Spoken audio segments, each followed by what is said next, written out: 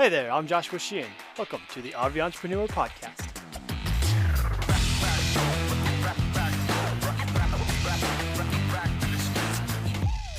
The RV Entrepreneur is a community for RVers that are exploring ways to financially support themselves while living their RV life. And today we have the pleasure of speaking with Heidi Dusek. Heidi is an adventurous working mom and entrepreneur. She helps families connect through simple and authentic adventures on her podcast, Ordinary Sherpa, her Instagram feed, website, and book through speaking and community building events. The Duseks are an adventure-loving family with 3 kids under 12 who leverage their skills and assets to design an adventurous life. They specialize in connecting families by creating meaningful experiences with adventures big and small. And I really enjoyed talking with Heidi today. It's a super fun conversation. She's got a lot of energy, and her podcast is super fun to listen to. I really enjoyed talking shop with her and talking about the entrepreneurial side of the business and how finding your tribe and creating community and culture and then turning that into something that's side hustle that can provide a little bit of income. And then also just their plans of, having a gap year and how they're formulating and forming their life around their intentionality and what they want to get out of life and building things to get to that goal. And if you didn't catch the news, the RV Entrepreneur Summit is changing. We're pivoting a little bit. We are turning it into an RV Entrepreneur Roundtable. We're kind of changing the focus and making it from a presentation style conference to more of a collaboration and roundtable. If you want to get more information on that, I just released a podcast earlier that's got all the details, and you can also go to the rventrepreneur.com/summit. Biggest things to know, it's going to be more intimate, more discussion, more networking and collaboration, and we reduced the price down to $99 for the 4-day event. It's going to be a super fun time if you can make it out to Montrose, Colorado, September 7th through 11th. I think you're really going to enjoy yourself, and you're going to come away with a lot of connections, enthusiasm, and ideas to help grow your business. Before we jump into the episode with Heidi, though, let's take care of our sponsor. The RV Entrepreneur Podcast is brought to you in part by RV Life Pro. Perfect for every RVer, you can plan your camping trips with the RV Life Trip Wizard, then use the RV Safe navigation with the RV Life GPS and Campgrounds app. Both are included in the RV Life Pro. Eliminate RV anxiety by knowing exactly where you'll camp, get fuel, and even grab lunch before you ever hit the road. RV Life has every campground, RV park, state park, and national park to fit your style. Plan your entire RV adventure, including fuel stops, rest areas, shopping, and entertainment. Go to rvlife.com and start your free 7-day trial, or download the RV Life app from the App Store. Travel dreams made simple with RV Life. Now let's jump into the interview with Heidi. Well, Heidi, welcome to the RV Entrepreneur Podcast. I'm excited to talk with you today. Go ahead and give us a brief rundown. Who is Heidi, and what are you doing? Yeah.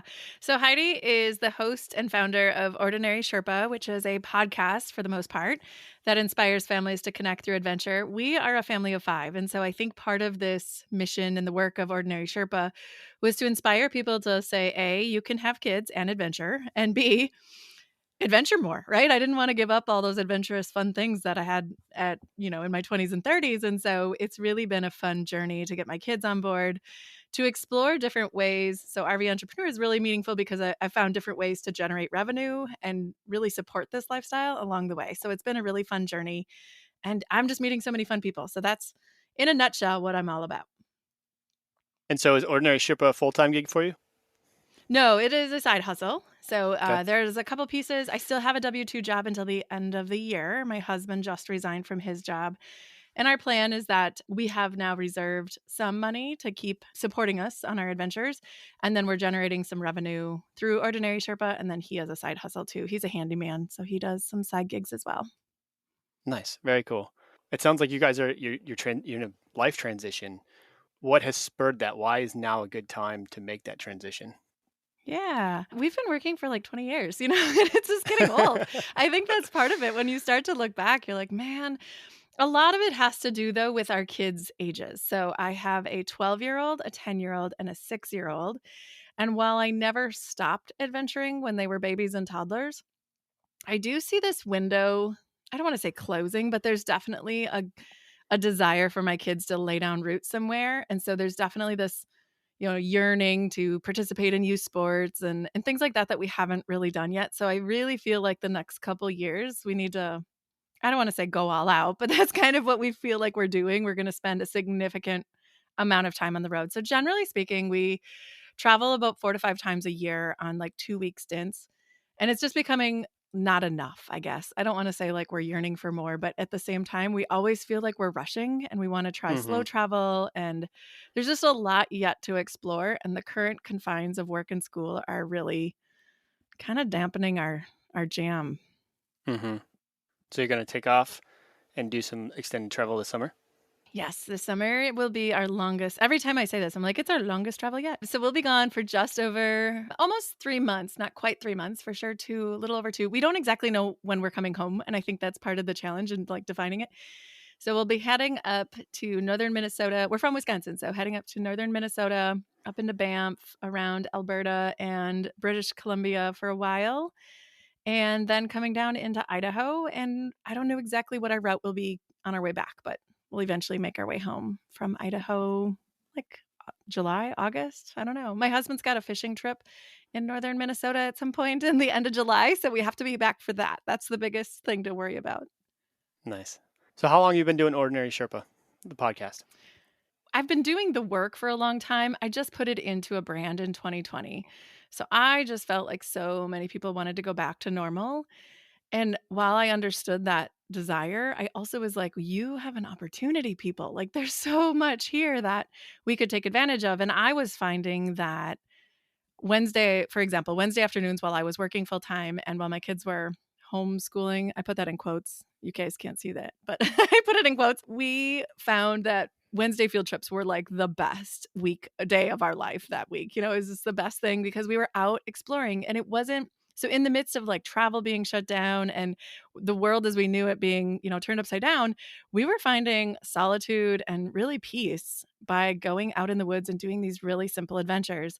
And for me, I was like, I think other parents could use this. I think this could be a resource that other people might find value in. And as I dug into adventure mindset and adventure education, there's just so many things around the platform of adventure that reinforce growth mindset. They reinforce things like mental health and well being and physical well being. So I wanted to frame the message as a story of hope and help and support. And that's kind of where the Sherpa mindset comes from that, we can help other people reach their summit.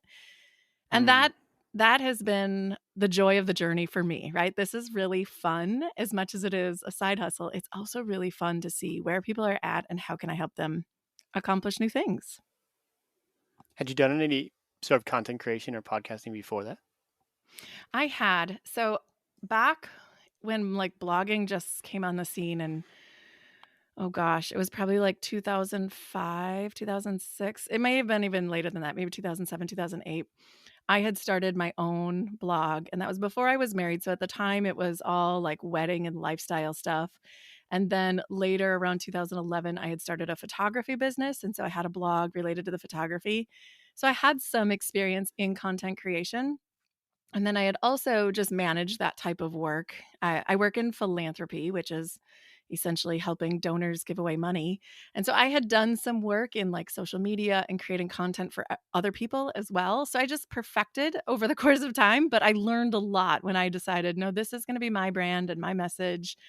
It was it was a rekindling, I guess, of some of those old skills and also reminding me why I didn't love it and the things I wanted to outsource going forward. Hmm. So, yeah. What have been some of the challenges of, you had this experience with blog and photography. Now you're gonna start doing Ordinary Sherpa and helping, other people reach their summit through different venues. What were some of the roadblocks that you came upon in, either marketing it or coming up with the name or, finding subjects to talk about? So the brand kind of happened. I don't know. It just kind of happened. And when I found it, I was just like, that's it. So Ordinary Sherpa, the name landed pretty well because I really wanted to be a voice of ordinary people, ordinary families that, I consider myself ordinary. I don't, we might do some interesting things, but we're pretty ordinary by and large. And I didn't really love the idea of like being an influencer. I had a mindset around what that meant. So I knew what I didn't want to be. And that helped me really craft my message around what I did want to be. Hmm. But some of the roadblocks were really getting out of my head sometimes. Things like how hard I was making things. I often was looking at the end goal as opposed to like, what should I do tomorrow? What do I need to do today to advance to this goal? And I had a Hmm. million ideas. I just didn't know where to start with them. And often I felt like that was my biggest barrier was like, okay, My goal today is to take one step closer to this goal. And in the early days of just launching the podcast, that's everything from like finding my voice, like what do I want to stand for? How do I want to this message to land? Who is my target audience? All of those things really were shaped over time. When I started, so I launched in November of 2020. I really didn't have an idea, and I was okay with that. And I think part of the joy of this journey has been that I didn't have to figure everything out, that I was okay if only 5 people listened to my first episode. And now looking back, like it is the number one episode that everyone listens to, which is kind of like raw and a little bit vulnerable at times because I'm like, Sure. ooh, that's not my favorite episode, people. Like Yeah, I that want you is to listen to the latest one, folks. right. It gets so much better as you go. But I also didn't want to go back and redo that because I was like, this Hmm. is where I came from. This is who I was. I talk about being authentically honest and, in alignment with who you are and what you crave and what your dream list is and all those things. So I wanted to honor that as well. So an interesting thing happened though by almost mid-January of 2021. Someone picked up my podcast and shared it on their newsletter. And this is someone that's in like the number one, I don't know, top 1% of podcasts. And then, and I was like, oh my gosh, I'm not ready. I wasn't ready for this. And so I had this lucky thing happen. And yet at the same time, my goal then was to like, how do I keep them? How do I make my content sticky enough so they're finding value? And I didn't need to change. That's what I learned through it is it was good enough that they were sticking around anyway. And so I needed to embrace that that's a part of the journey, that it doesn't have to be perfect. The hard part for me now, as I look forward, is I have so many ideas and it's so hard to focus and decide how can I delegate some of these? How can I outsource them? So I outsourced my editing at the beginning of the year, and now I'm just outsourcing some of my marketing work. And I'm probably not at the place financially that it all makes sense to do that, but I know that I'm okay with that right now. I'm in year 2.5, that I would like to really start accelerating some of those other ideas and bringing those to the table because that's where I really love to play. Talk to me about the thought process that went into outsourcing your editing. I know in the content creation world, that is the sticky point for a lot of folks is many of them enjoy it, but Right. it takes so much time. And yet when you hire an editor to do things of your content, the voice changes a little bit. What Mhm. was your thought process around that? How'd you go about finding someone and what have you learned from it? Yeah. It took me a long time to decide to hire, who to hire, to find the right person. And thankfully, this is the power, I think, of a network or of a community. Is I reached out to a couple of podcasters who I know had editors to say, do you have any leads for me? And that was helpful because what I found was a person who was doing like podcast editing school. And so he offered me some basic questions to ask, and he would share it with his network. And I created a Google form just of the questions that I was looking for. And from that, I was able to assess, okay, what is their vibe? Like, right? Do they align with the things I'm talking about? Will they understand my voice? Will they understand my audience? And I got through, I think I had like 15 applicants. And I was pretty like nonchalant about the marketing process. I put it out there, but I wasn't like heavy marketing on all the different Facebook groups or anything like that. I just try to keep it within those that I knew. And from the 10 that I got, I think I selected 5 to interview. And part of the interview process was I gave them an episode, a raw audio, and I said, I'd love you to give me just 5 minutes, like go through this. And I knew it needed work, right? It was one that I had not edited yet. And I wanted to hear what they got out of that raw episode versus what I got out of the raw episode. And I compared notes. And from there, I went to the final 2. And then we just talked through pricing, workflows, what are their expectations of me? What are my expectations of them? And ultimately, I landed on someone, and I'm pretty happy. I would say I'm also at the point where I could utilize more of their services, and it was a trust issue more than a money issue or Hmm. anything else. It was, do Sure. I feel confident in their skill sets? How much more can I give them? And part of it was I was just so used to doing so much of this work kind of at the last minute. I would do my batch recordings and my interviews months in advance. Well, a month, like 30 days in advance. But a lot of like the welcome intros and the key takeaways that I have in each episode, those were often happening like within the last couple of days before publishing. And so I was like, I have to get organized in order to really outsource or to really to put that added responsibility on someone else. Hmm. And I'm just getting to that point now. So I've learned how we work well together And thankfully, I think the work when I tell them what I want and I'm a little bit more deliberate and directive on the front end, I get a much better result on the back end. So I am just learning to trust the process and that the skill sets of my editor are high enough that I don't have to worry about it. I can take it out of my brain capacity. I can let Hmm. ease up some space for other things. So when you're coming up with ideas for your podcast, what are some of the things that you're focusing on? What are some of the topics that you know you can go back to and hit on? And what kind of things are you looking for in the guests that you interview? Yeah. So I don't necessarily look for well-known, highfalutin guests. I have a couple I've had and I was like, "Oh my gosh, this is my dream list." So I have a dream list that I'll say, "Oh, I would love to talk to this person." A podcast is a great platform to have really interesting conversations with interesting people. So I do have a few of those. Sometimes I have people reach out to me, but more than not, I'm looking for someone who has an interesting adventure story. And it can be everything from the type of adventure that they're doing. So, for example, I was following a family on that had done the Appalachian Trail, and their son, Harvey, it's the Sutton family. Harvey was the youngest person to hike the entire trail. He was 5 at the time. So I was like, well, that's an interesting story. And I think of all the people that have said to themselves, like, there's no way I could hike the Appalachian Trail. There's no way I could do that. Well, now to see that a 5-year-old did it with his parents, I was like, that's a story of inspiration. So I look for things that inspire, in particular families. And, if I was to niche it down even further, I would say almost working families who didn't think adventure lifestyle was possible. Either they, now that I have kids, it's not realistic. So I wanted to inspire them to really know what was possible. But I also look for different types of adventure, meaning adventure is, sometimes we think of adventure and we think, gosh, I got to climb Mount Everest, or I have to go rough in the woods, I have to go do this wilderness thing. And I wanted to give a lens that the actual definition is really a new kind of risky or uncomfortable experience. It's not always these epic things. So they can be really simple things that are just different. And coming out of a pandemic or being in the pandemic, I don't know where we are anymore. It was a way to say, you don't have to just sit at home and spend hours online. You could get out and explore. So we'll do challenges like how many hours are you spending outside? We do seasonal challenges. Also, a way to hold people accountable and say, oh, I could do this and I can see myself in this future lifestyle if I'm not there yet. Part of it is giving hope, inspiring, but also giving them practical steps too. So I have little things that I've acquired through the years, everything from like travel rewards to brown sign. So a brown sign is one of those language things, is a term I use. It's a local attraction that most people don't even see, but there's these opportunities that are hidden in every community across the world. I've had listeners in South Korea send me pictures of brown signs, but it's a way to start noticing what is even available in our own backyards, but they're often things that we wouldn't think of as being adventurous, or traveling to these exotic places always gets our mind going. And so we wish for those things and we lose sight essentially of the things that are in our own backyard. Mm, for sure. It's super easy to lose sight of those things. How many conversations I have with people that tell me where they're from. It's like, oh, I visited this. They're like, I've never been there.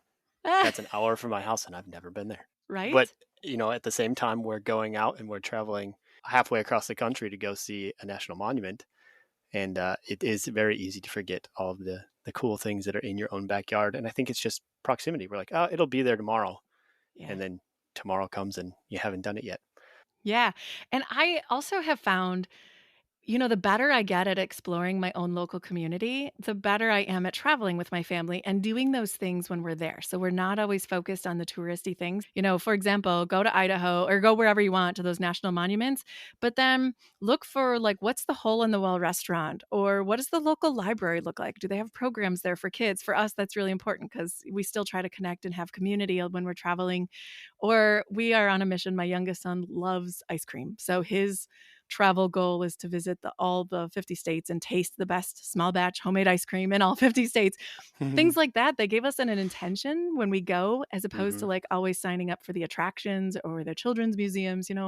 Those things are fun, but they don't always help you really understand what makes the community special or what's the fabric of the community. And so it's been a fun way too for us to get creative about exploring communities differently and traveling with really locals in mind. So, how can we get to know people when we're on the road, or how can we connect and create our own community and not feel like we have to have a budget, a vacation budget, right? Because once you start living this lifestyle, you're no longer on vacation. You're just having to fund your life as opposed to a vacation. And oftentimes people spend a lot more money on vacation than they would just in regular living. For sure. And I think a lot of folks that do extended periods of travel, the first time that they get past that 2-week trip, it gets longer than that.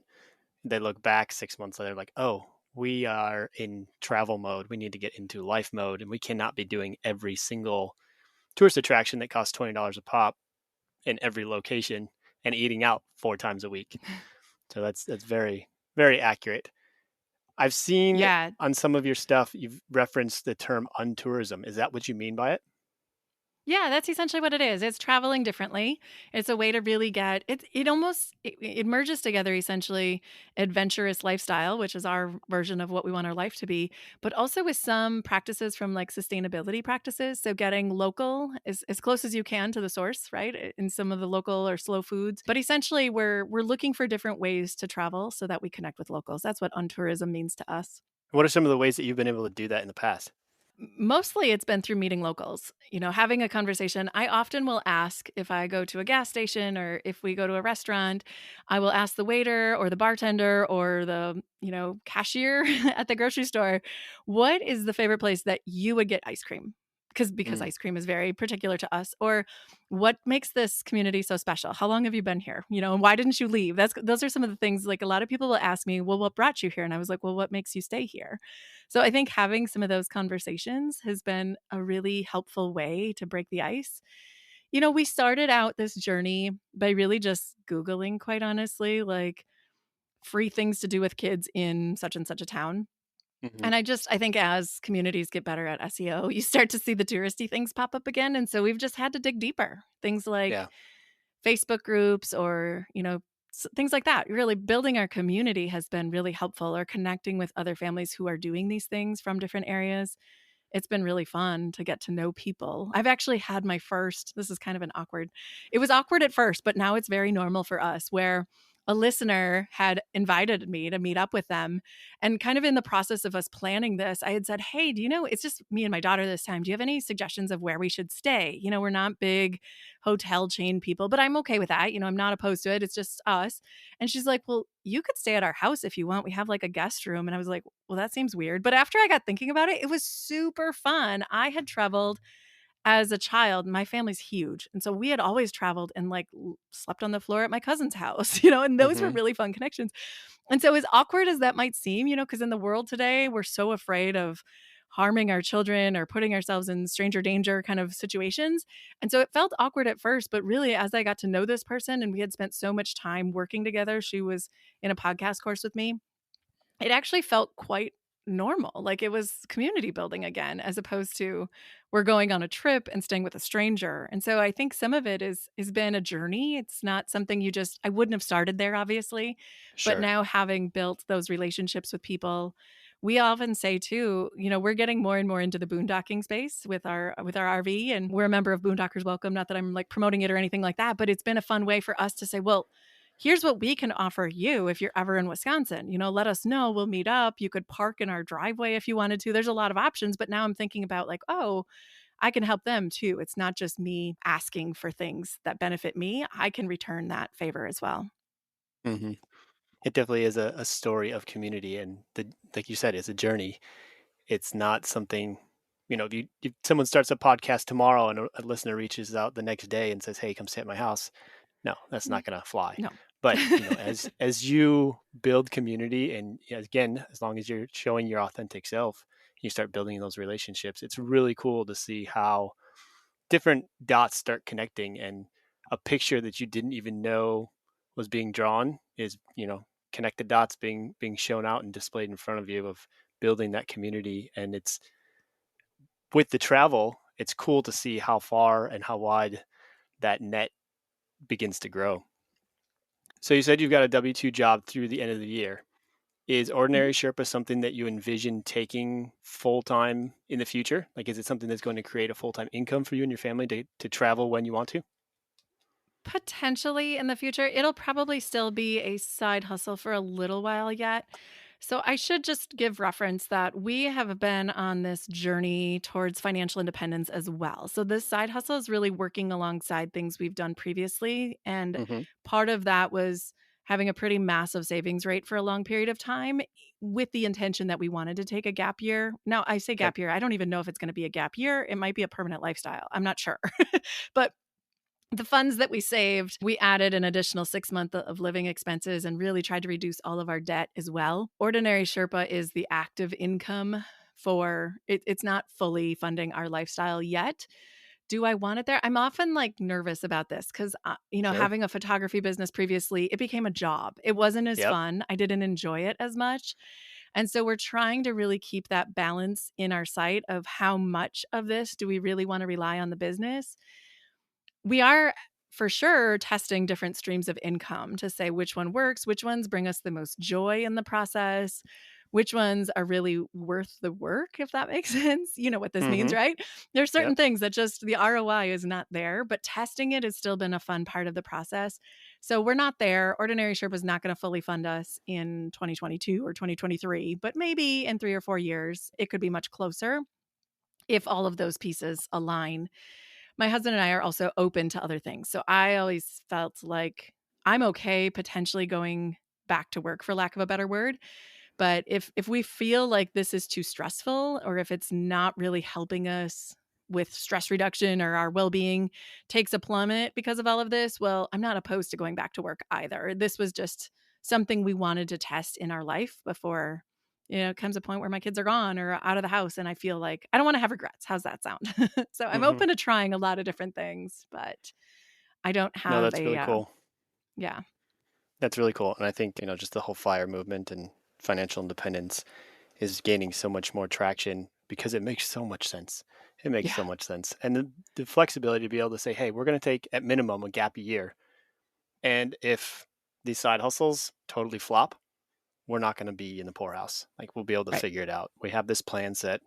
There's a lot of comfort in that safety net, and there's a lot of flexibility in that safety net too. Because you're right, maybe ordinary Sherpa fizzles out, and it's not what your lifelong passion is, or something that is going to be for the next 10 years. But when you're on this road trip this summer and you're out, you find something that just pops up, and that's the thing. You got the flexibility to pivot. And I think that's really cool. Yeah, absolutely. And I think that's part of the reason I've learned not to plan too far out.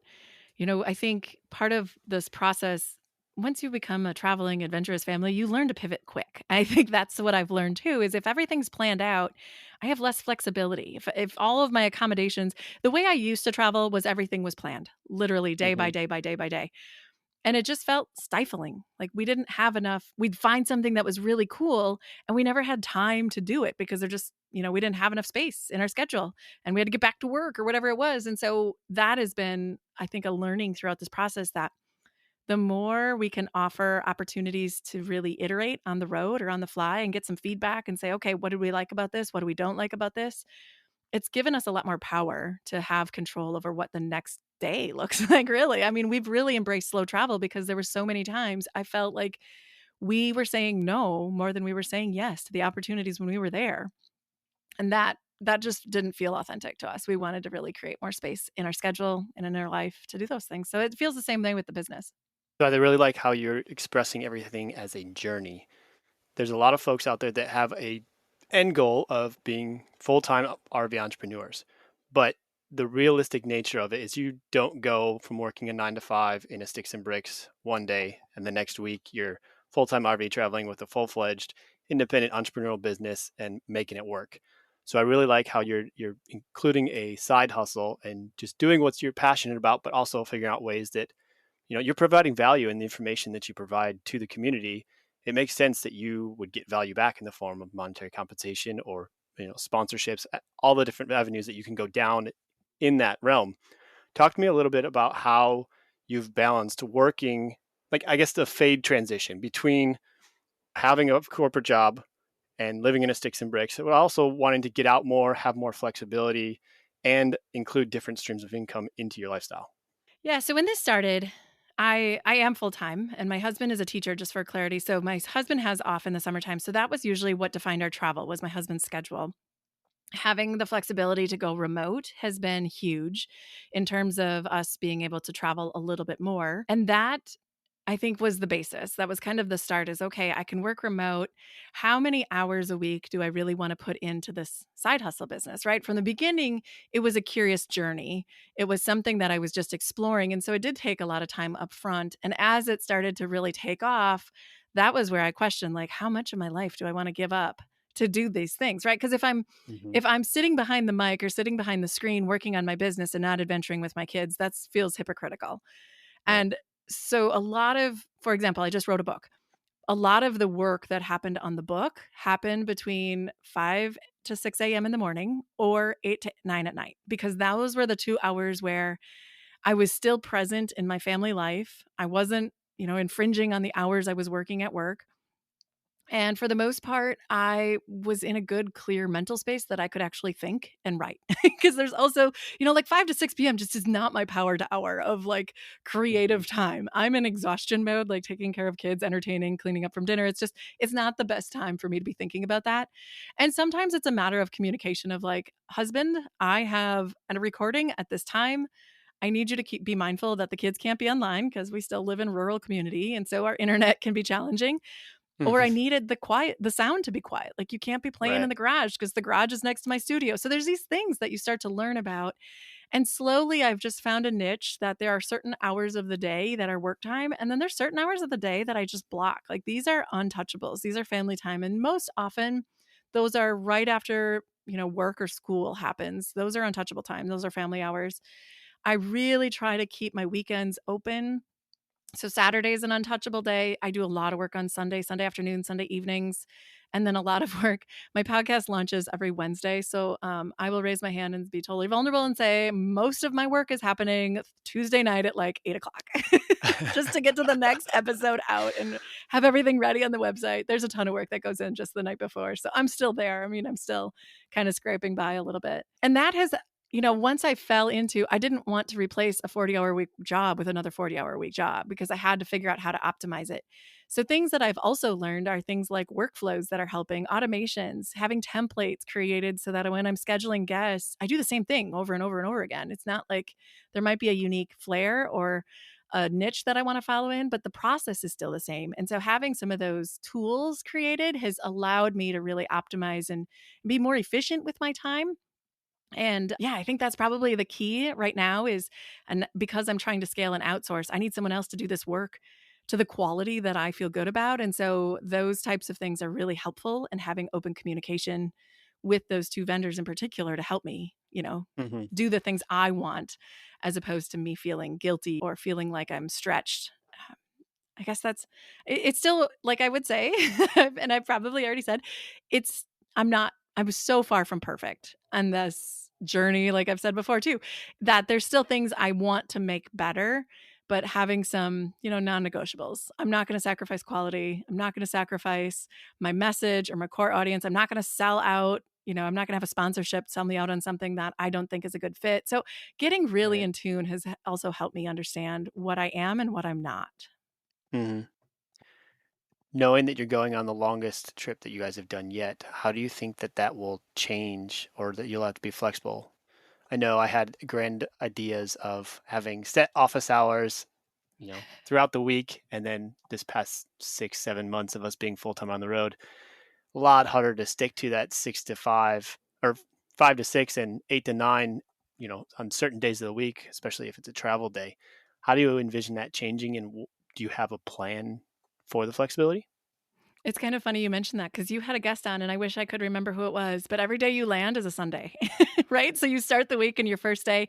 Our first day after travel is usually we pretend it's a Monday or similar mindset, because that kind of level sets us to say, okay, this is a transition, this is a down day.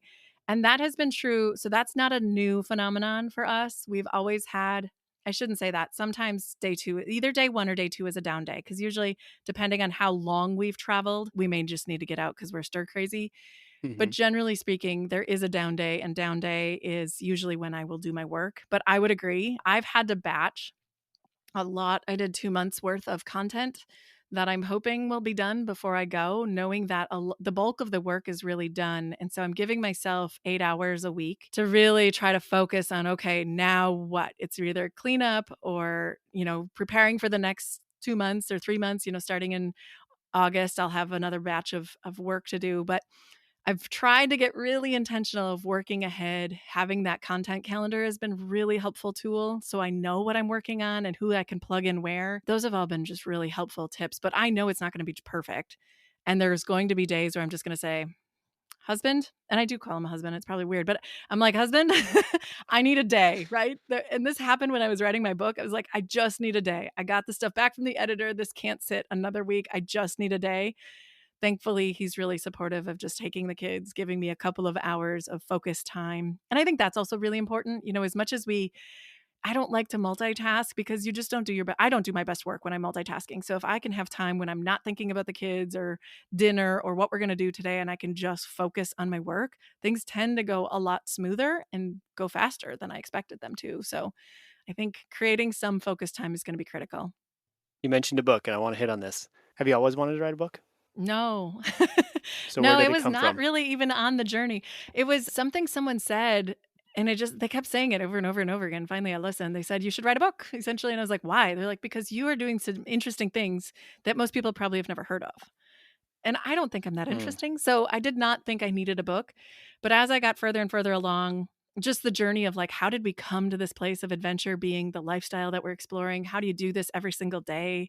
Those types of things. I realized people were asking enough questions that it was just easier to put it in a book. I don't really enjoy solo podcast episodes. I just can't get into the depth of content that I would like to in a solo episode, or even with guests. Sometimes it's hard to have, even though they're 40-minute episodes, it's sometimes hard to get into the nitty-gritty of like, how did we get here? sure. What's the story behind this? And so the book became really the logical method to tell that story. Very cool. Yeah, it is interesting with podcasts. You you give overviews and you scratch the surface of some things, but majority of folks are not listening to Joe Rogan length episodes of 3-4 hours long. And so that's interesting. That's the second time I've interviewed an author, and that's what they said. They said, we have these other venues of things that we put out little batches of, but I wanted to dive deeper. And you can do that on a blog, but a blog is not as concrete as a book. When you put it Yeah. all together in a book, it's all distilled in one spot. Again, you can get down and get to those nitty-gritty details in one setting, and also take your reader through the process of, I want you to start here, I want you to end here, and this is how we need to get there. That's really Yeah. cool. What did you learn while writing this book? What's Yeah. the title? Beyond Normal, a field guide to embrace adventure, explore the wilderness, and design an extraordinary life with kids is the title. And I know it's really long, but it's because of SEO, so you can blame SEO. But Beyond Normal is what I call it most often on podcasts. The book is really about our journey of growing up with kids. Growing up, really my backstory. We loved to travel, but we were not, overly adventurous. I was not the person that was like jumping out of airplanes or doing all that. And those were my brothers. I always say, like, I was the kid that was kind of more timid, that fell in line, that followed the rules. And it wasn't really until college that I really started to embrace this idea that life is more than just work and play, I guess. I wanted life to be more than work and play. How about that? Or I wanted play to be a larger portion of my life than work. Maybe that was a better description.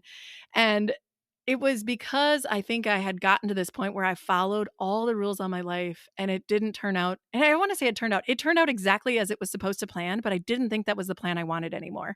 And so I Mm, had to have some permission for myself to really explore what life could look like.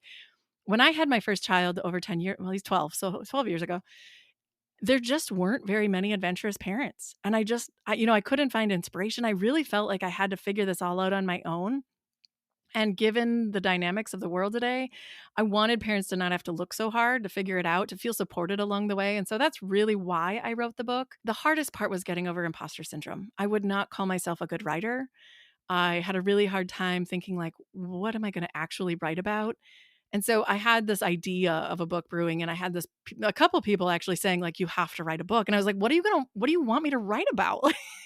And so it actually took people telling me what they wanted to hear for me to help guide or create the outline. And once I had a better sense of like, oh, these are the things that my audience are struggling with, then it became much easier. But those first couple steps of just really understanding what my audience needed and feeling like I had a story that was worth telling or that people would want to hear and read. That was probably the hardest part of writing the book. And there's also, I wouldn't call myself like a detail person. I work on details when I'm really stressed. So I guess the other piece of this that I would say was really hard for me was just getting it published. Like just getting through the final steps of all the things you needed to just get it out there and into the world. And once it was launched, I was like, okay, accomplished, right? And this is a long game. I'll be working on promoting and telling stories about the book and doing podcast episodes and things of that nature for a while. It's not like it's all over because I launched the book. This is Mm-hmm. just the beginning of the next phase of that process. And it's fun though, because I've also learned so many things in the process of writing my first book that I see the potential of a second book in the future, not tomorrow, but definitely already starting to curate stories that I'm like, oh, this would be good in the next book. So now that I know I want to write a book again, I'm documenting things differently. Sure. And isn't it interesting how that happens with all sorts of content creation? Someone will start and they'll do a YouTube video, and then all of a sudden, after it's done and completed, now they've got 15 other things like, hey, I could do a video about that. I could do a video about that. Same Right. thing with podcasts, same thing with blogs. And, you know, writing a book, while a slightly bigger endeavor than most of the other content creation, same thing. Like, oh, I did it. I can do this. Now I Yeah. want to do about that too. Yeah.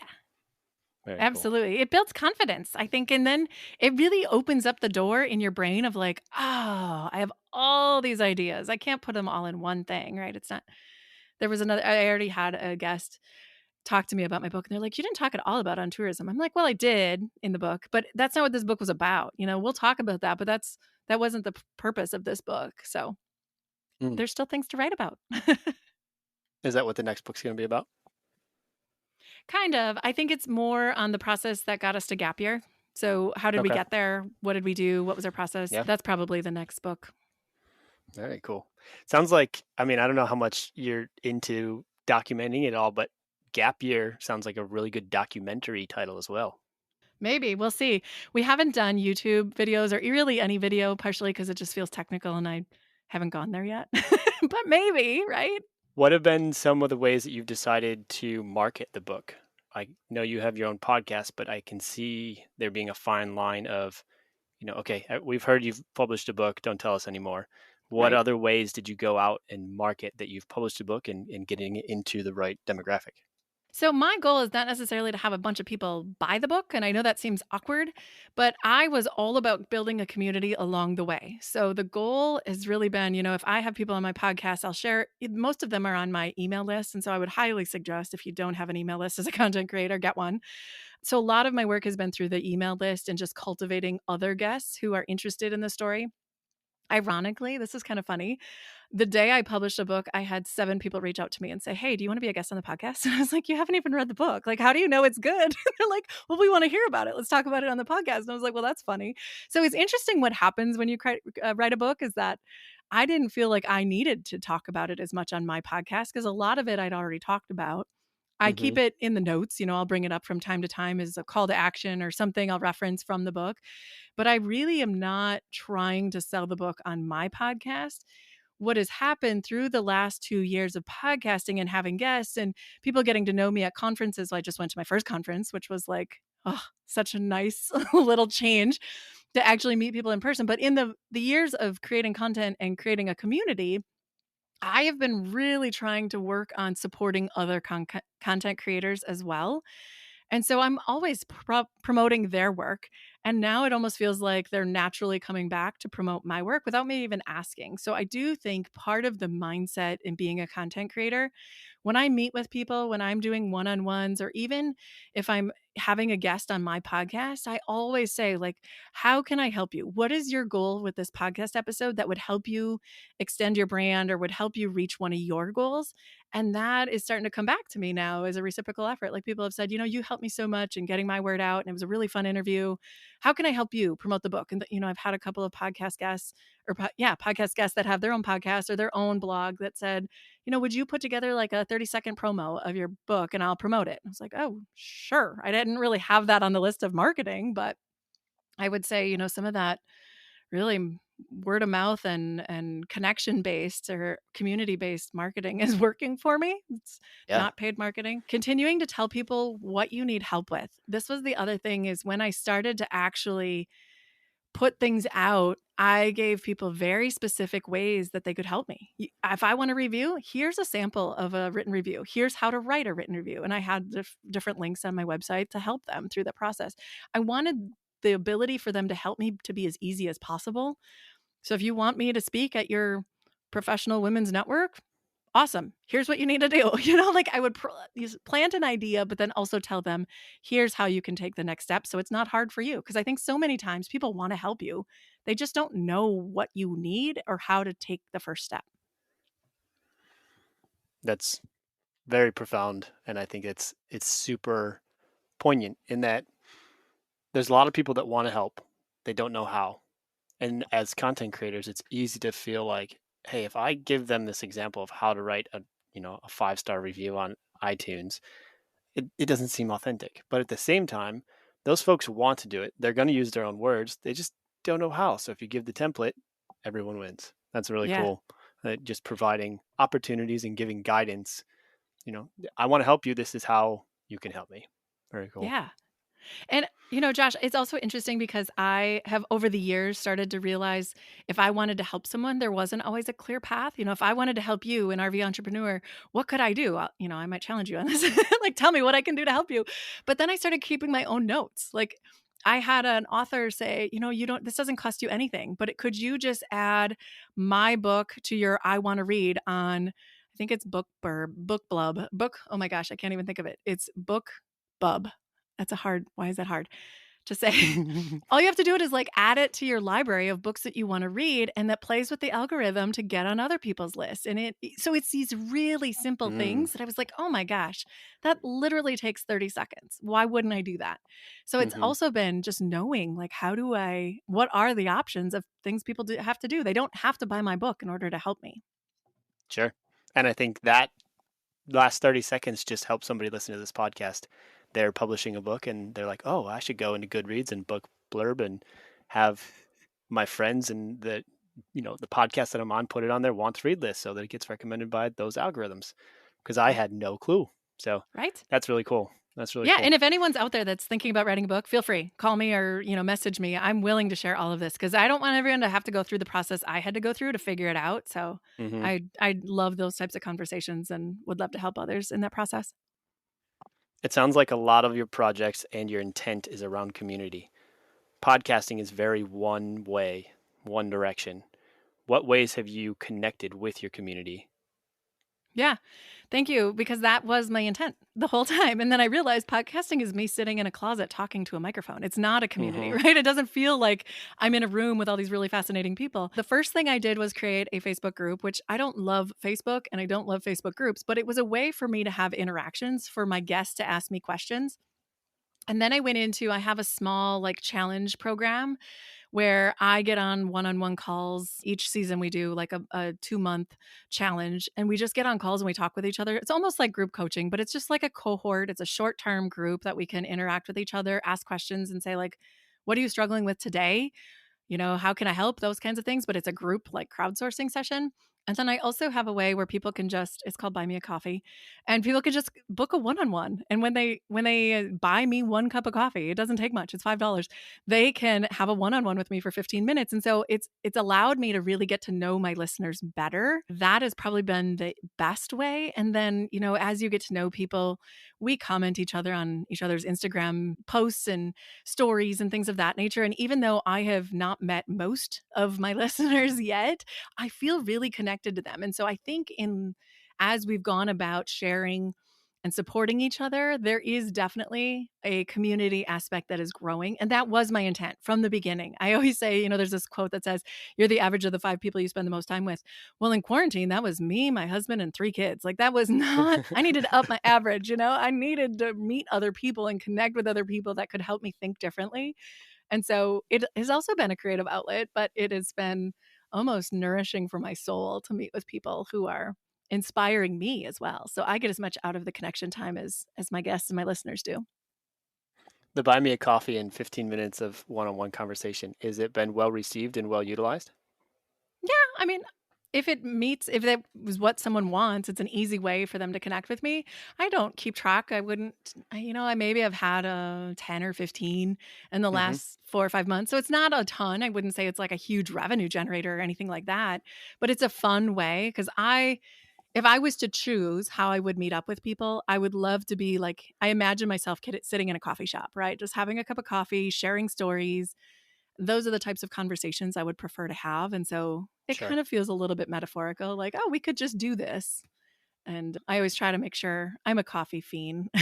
So I always try to to let them know, like, oh, I'm drinking this kind of coffee today when I'm with you. It's more fun than anything. Very cool. It sounds like you've got your hands in several different things, all of them, again, reverting back to community with the podcast and the book and the Facebook community.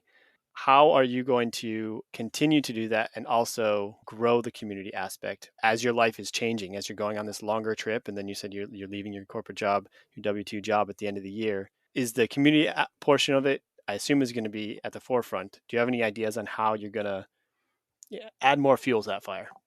Yes. That actually is the main focus for the fall of this year is doing a more I'm actually building the client path right now. Like, what would a success path look like in a community, in a membership framework? Hmm. So that's where my next focus is going to be. So I always say, like, it's almost like the Chinese New Year. Like 2020 and 2021 was kind of the podcast, and then the book was the year focus. So the next focus for me is on building community, things like family adventure retreats or meetups that are intentional and really invite my guests and listeners to come together and meet in person and do something in a short period of time. That's probably a focus. And then I don't really like the word paid community, but it would be something that helps someone on their adventure lifestyle path. And I really continue to work with families with kids because that's where I am. That's who I speak to. And Hmm. it's interesting because I've had a lot of people who don't have kids and they were like, "Well, can I still join?" I'm like, "Yes, you can still join. I'm just letting you know it's coming from a reference of having kids because it adds another layer to the work." But community is a major focus as we go forward is how can we meet up more? How can we meet and connect and do interactive type things through group coaching or hot seat challenges or things like that each month? So Hmm. that is where the work is going. So if you wanted to, you could find out more about that. It's all in waiting form. It's on a waiting list. I just did a beta group with it for the last 6 months, and we're wrapping that up here in June before I leave. And then we'll be relaunching that in the fall. But you can get on the waiting list if you want. That's ordinarysherpa.com/arena. Like you're in the arena with all of us. Nice. Well, jumping off of that, go ahead and let us know where, if folks are interested in connecting with you, Heidi, or learning more about Beyond Normal, a field guide to embrace adventure, explore the wilderness, and design an extraordinary life with kids, and your podcast. Where is a good place for them to go catch up with you online and connect? Thank you. Thank you for offering that. Yes, everything is available at ordinarysherpa.com. So that is the website.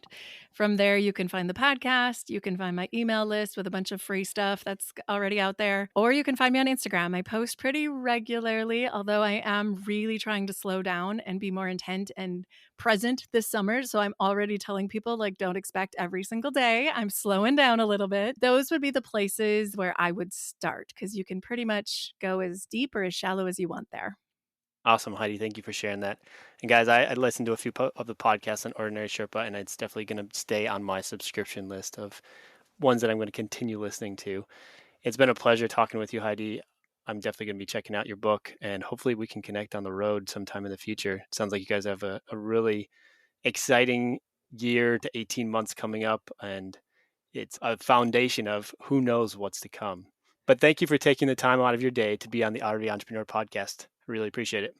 Thank you. And thank you for the invite. I really appreciate your show. I have really, honestly, I'm saying this most authentically is when I really started embracing the idea that we could be RV entrepreneurs, I wasn't sure where to start. And when I landed here, I was so excited because I have already found so much value from your content as well. So I really appreciate the guests that you bring on the show and the way you're supporting RVs on their own little journey. I appreciate that. Thank you.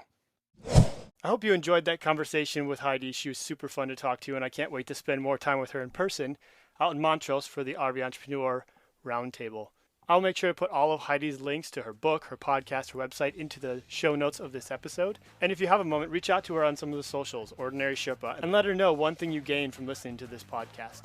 If you can't join us for the Roundtable in Montrose, make sure you jump onto the online community and the Facebook group. The RVentrepreneur.com/Facebook group will take you there. And that's all I have for today. We'll catch you on the next episode.